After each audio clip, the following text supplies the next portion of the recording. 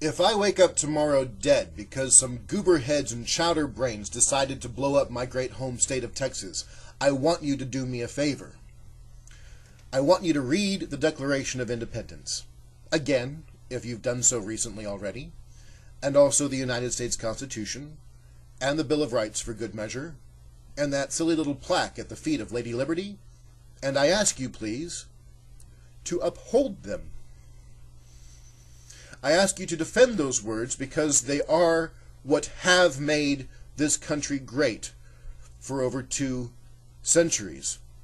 Perhaps not in recent decades, because we stopped upholding those words. I ask you not to uphold those words for just some Americans, or for all Americans, or anyone with whom you happen to agree. I ask you, please, to uphold those words for all men and women, regardless of gender or race or creed or color or place of origin or current whereabouts or sexual orientation or preference in music or whether or not they happen to agree with what's in the Declaration of Independence and the U.S. Constitution and the Bill of Rights and the silly plaque at the feet of Lady Liberty. I want you to promise me that if I die because of terrorism, you will uphold these words and extend them to the very people who killed me. Why?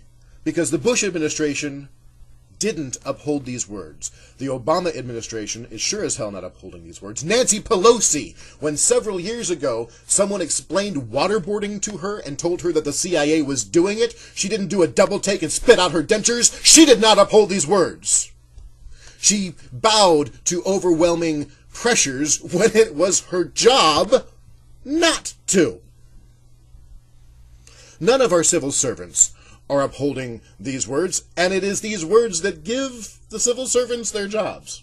It is these words that protect us, or rather, no, I take that back. It's not the words that protect us. It is our vigilance and our dedication to the words that protect us, or rather would, if in fact anybody was doing that, and we're not. Nobody's doing that. So, if the Lone Star State explodes in a glorious fireball tomorrow morning, because gooberheads and chowderbrains took my inalienable rights, I ask you please to not take theirs. Turnabout is not fair play, it's cheating. If we don't do this, it's not that the terrorists win. Fuck the terrorists. It's that we, the people, lose.